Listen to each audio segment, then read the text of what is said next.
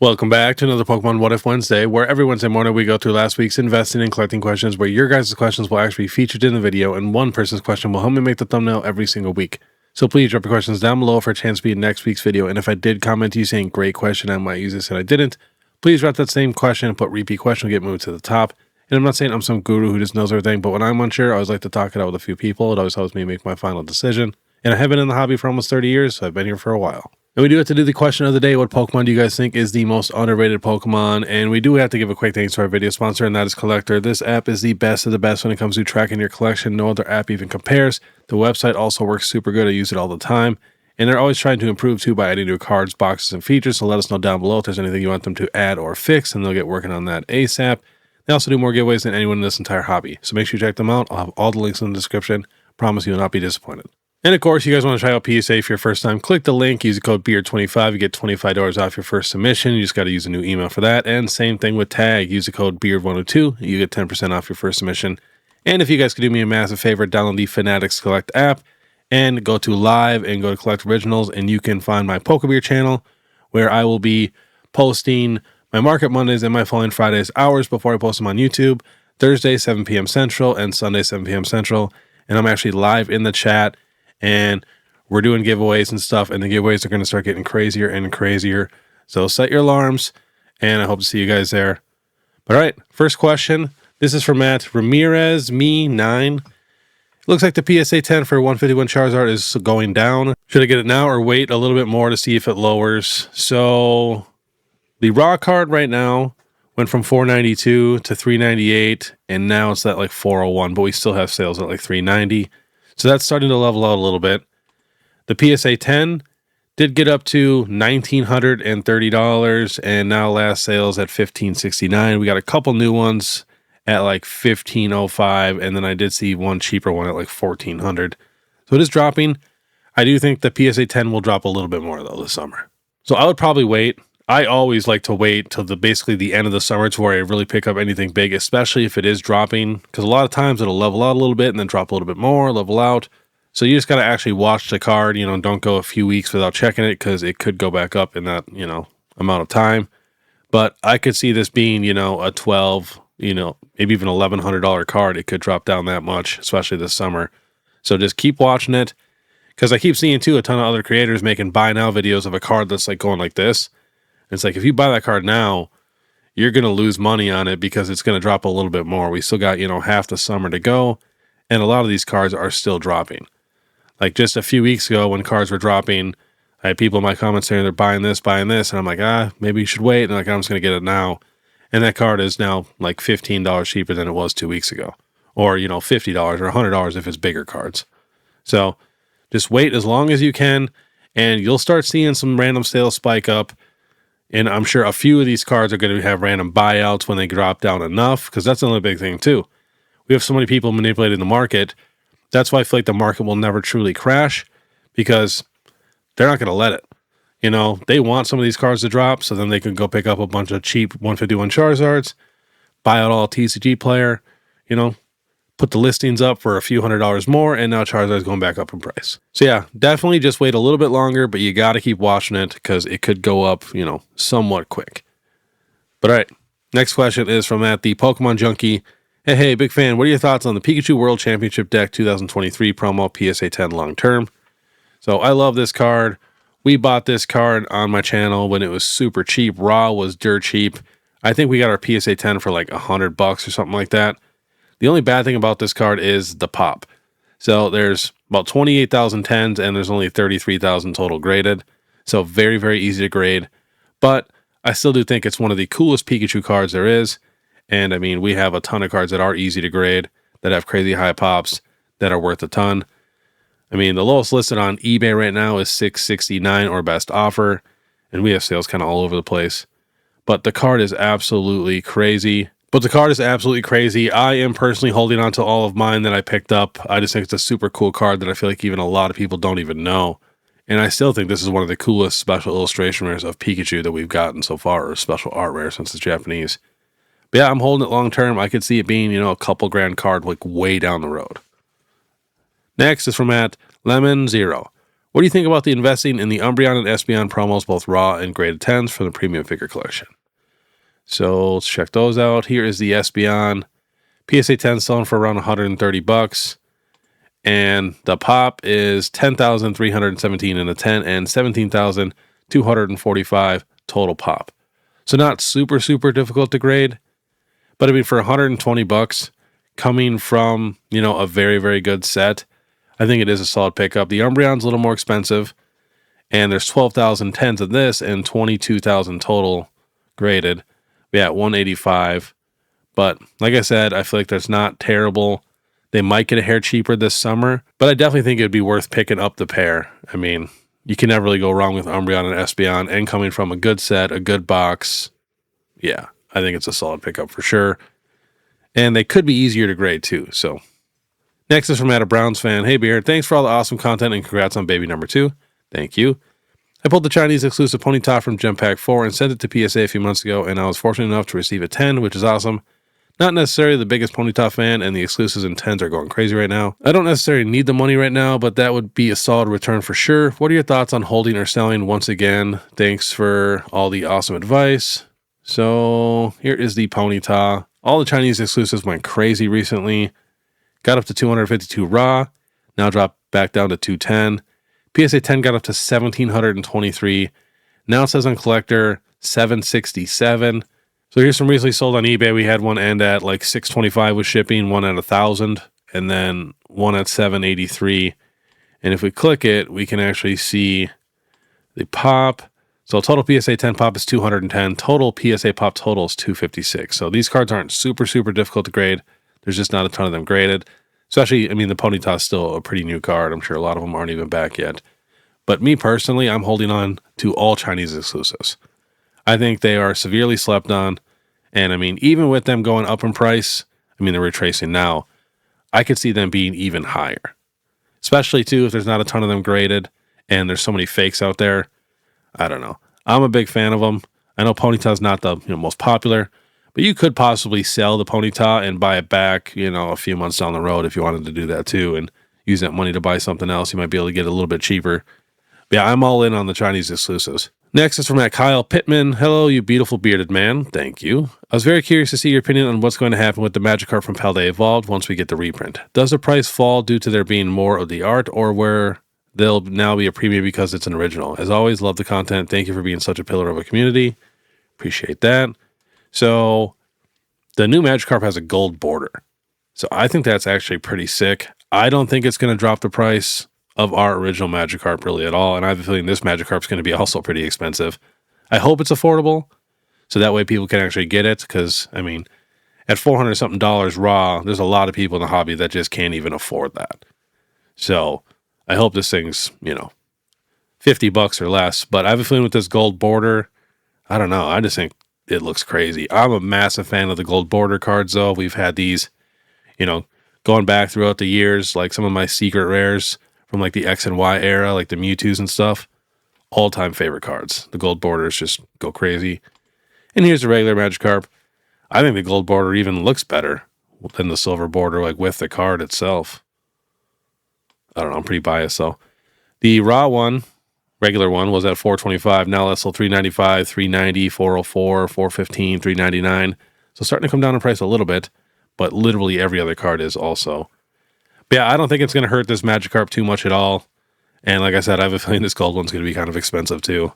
Next is from Kurto. Hi, Beard. Growing up, Pokemon the movie 2000 with Lugia was my absolute favorite. I was too young, 2003, to know that the Ancient Mew card at the end was a real thing. And now just getting into the cards, I'd really like to pick one up. I've seen people on Reddit say they printed millions of these back in the day, so they're pretty common and only worth around 30. But every list I see now is well over 100. Since you've been around so long, I was just wondering if you think the current price is all hype, or what would be reasonable to try to pick one up at. So that card has recently gone up in price. Just so you know, there is 6 different versions of that card. And there's been so many times where I see people sell them as the cheaper version, but they actually have the rare version. So the rarest version, or my favorite version anyways, is the one that is actually missing the N in Nintendo. It just spells it Nintedo. That is my all-time favorite. But yeah, there's a ton of different, foil patterns and stuff. As you can see, they just all look slightly different. But the international release, that's the one pretty much all of us had. So, I mean, that's your common one. And right now, prices are right around $100.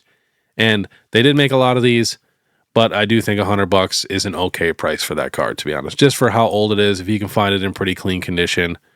But if you were going to spend that kind of money anyways, I would always try to get, one of the rarer copies. I always like to try to get the rarest version if I'm buying it anyways. But that might be out of your price range.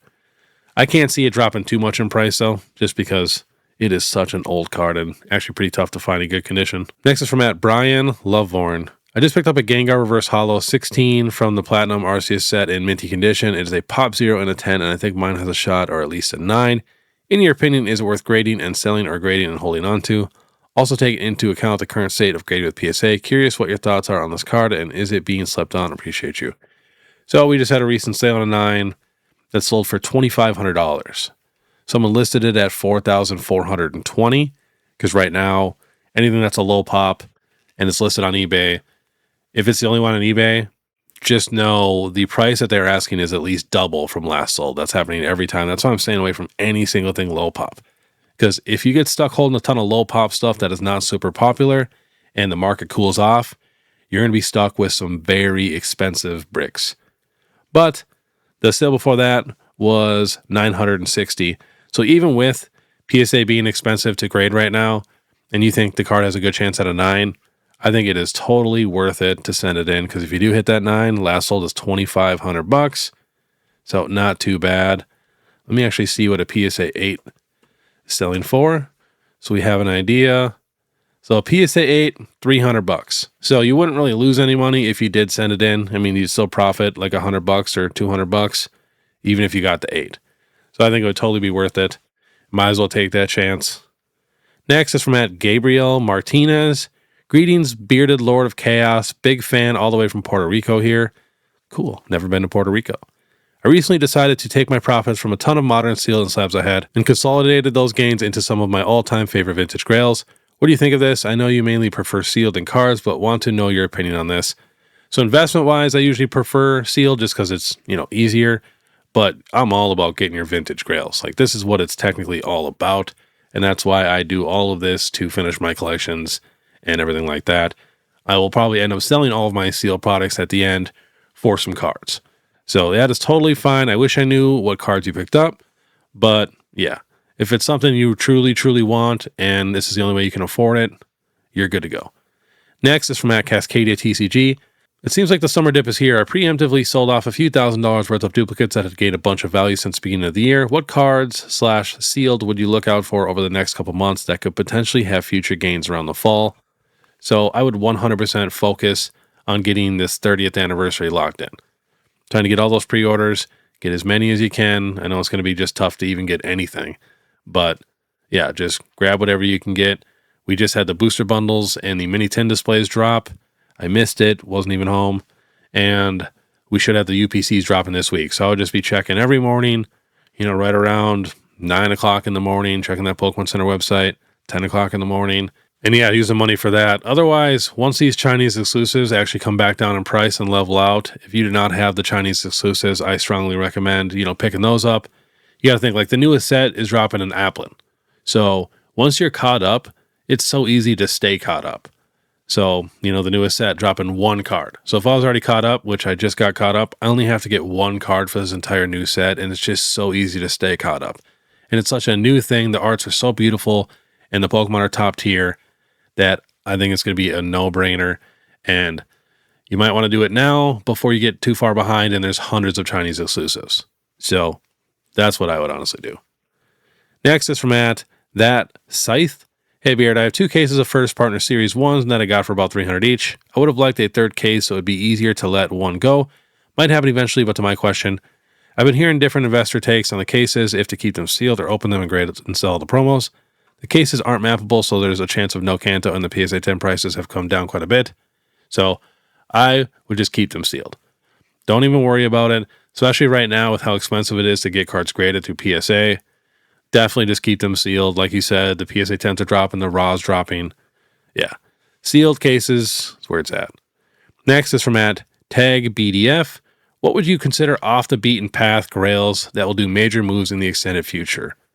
So these cards, even though they have recently gone crazy, like Lugia is just so expensive now.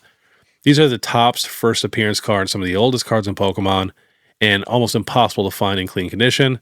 There's just a handful of them. Lugia is obviously the most expensive, but I could see these being like literally the most expensive cards in Pokemon. Especially if you can find them clean. They're like literally impossible to find clean. Like even you can open up a fresh pack and there's a good chance that card is just destroyed. So big fan of these. I think I got this Ladybot here for like $380 or $400 or something like that in pretty good condition.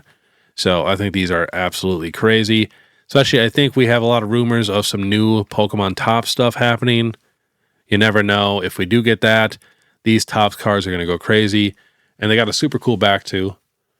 First appearance on there. So that's what I would go with. Next is from at Lock Dog Beast Mode. Hey Beard, how do you feel about Card Ladder for slab pricing and how close they are to market? I have always gone off eBay recently sold, engaging the repeated sales of similar prices. Thank you for the advice. So Card Ladder is pretty legit when you're talking about PSA slabs because they get their stuff from everywhere and not just eBay. And there's so many other big places and big websites that are having their own auctions now, you know, like Golden and Fanatics and stuff, to where, yeah, Card Ladder is probably the best option for graded cards at the moment. Just sucks you have to pay for it. But eBay recently sold, I think does a good enough job. Next is from R. Martin. Which modern set do you consider the anchor for current pricing? As in, if the set were to crash, all others would also. I think it would be Prismatic with Ascended a close second. So I actually do the opposite, and I feel like it is slightly smarter. So I actually look at the bad sets. Because sets like Prismatic and Ascended are already so expensive, they have a good amount of room to drop. To where, like, you know, if they get a reprint, they're going to drop in price a little bit, like Prismatic was doing before we even got to the summer.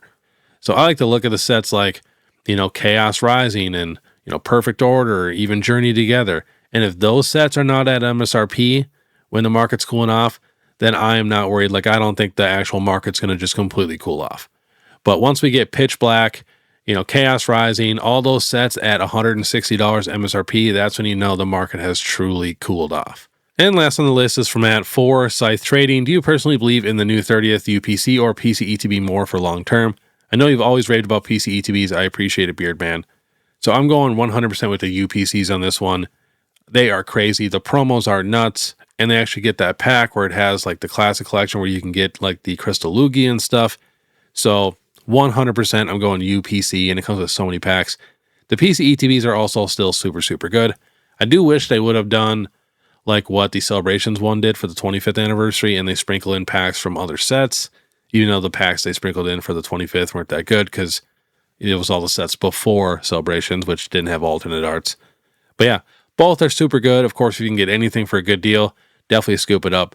But these UPCs are literally one of a kind. Like, they blow out every single UPC we've ever gotten. It's not even close. But all right, that was this week's Pokemon What If Wednesday. And I'll be vending at the very end of the month, St. Louis, Missouri, July 31st, August 1st, and August 2nd. It's going to be a crazy show, a trading card con, Coop, Beer Dad, and I think even Eric from Violet City is coming, so it's going to be a ton of fun. I just got a new life-size Psyduck statue that you guys can come hold and take pictures with, and they're bringing all my other guys too, so definitely check that out. You can use the code POKEBEARD to receive $5 off your tickets. Might as well use that and save that $5 to get a beautiful Flygon illustration rare. Then, of course, if you guys like this content, want to stay ahead of the market, please make sure you subscribe, hit that notification bell, leave a like and comment. If you guys want to support more, check out my Instagram, TikTok, Facebook, Fanatics, all that. You guys know, so you guys are the absolute best. But all right, I want you guys to have a great day. Definitely check out my newest vending video above where we're doing a giveaway. I'll be calling the winner on my next Market Monday. Crazy vending video from Columbus, Ohio, where someone actually gave me a 151 Charizard to give away. So click that video above. It would really mean a ton. And we're also doing a giveaway this Thursday, 7 p.m. Central on the Fanatics app, where you guys can watch my Falling Friday hours early. So check that out. And then if you guys want to watch any of my other vending videos, I have an entire playlist above also. But all right, we'll see you next time.